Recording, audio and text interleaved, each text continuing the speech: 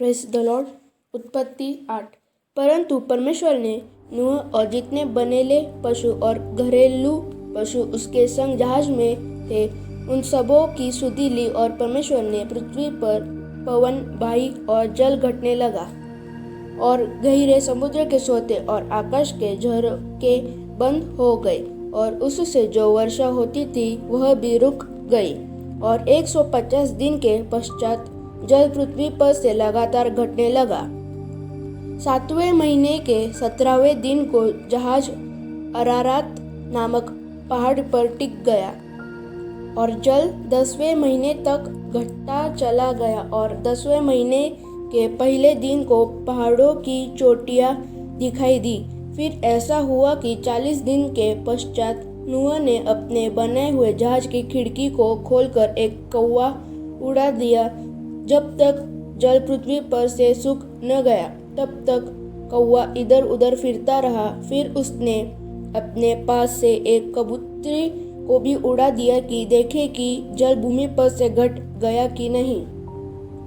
उस कबूतरी को अपने पैर टेकने के लिए कोई आधार न मिला तो वह उसके पास जहाज में लौट आई, क्योंकि सारी पृथ्वी के ऊपर जल ही जल छाया था। तब उसने हाथ बढ़ाकर उसे अपने पास जहाज में ले लिया। तब और 7 दिन तक ठहरकर उसने उसी कबूतरी को जहाज में से फिर उड़ा दिया, और कबूतरी सांझ के समय उसके पास आ गई तो क्या देखा कि उसके चोंच में जैतून का एक नया पत्ता है। इससे नूह ने जान लिया कि जल पृथ्वी पर घट गया है। फिर उसने 7 दिन और ठहरकर उसी कबूतरी को उड़ा दिया, और वह उसके पास फिर कभी लौटकर नहीं आई। नूह की आयु के 601 वर्ष के पहले महीने के पहले दिन जल पृथ्वी पर से सूख गया। तब नूह ने जहाज की छत खोलकर क्या देखा कि धरती सूख गई है, और दूसरे महीने के 27वें दिन को पृथ्वी पूरी रीति से सूख गई। तब परमेश्वर ने नूह से कहा, तू अपने पुत्रों, पत्नी और बहुओं समेत जहाज में से निकल आ। क्या पक्षी, क्या पशु, क्या सब बांती के रेंगने वाले जंतु जो पृथ्वी पर रहते हैं, जितने शरीरधारी जीव जंतु तेरे संग है, उन सब को अपने साथ निकाल ले आ, कि पृथ्वी पर उनसे बहुत बच्चे उत्पन्न हो, और वे फूले फले और पृथ्वी पर फैल जाएं।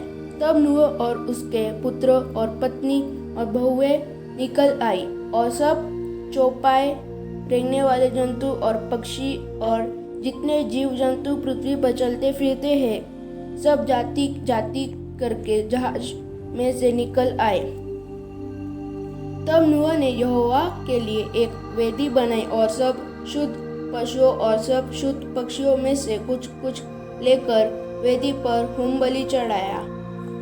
इस पर यहोवा ने सुखदायक सुगंध पाकर सोचा, मनुष्य के कारण मैं फिर कभी भूमि को शाप न दूंगा। यद्यपि मनुष्य के मन में बचपन से जो कुछ उत्पन्न होता है वह बुरा ही होता है, तो भी जैसा मैंने सब जीवों को अब मारा है वैसा उनको फिर कभी न मारूंगा। अब से जब तक पृथ्वी बनी रहेगी तब तक बोने और काटने के समय, ठंड और तपन, धूपकाल और शीतकाल, दिन और रात निरंतर होते चले जाएंगे। आमीन।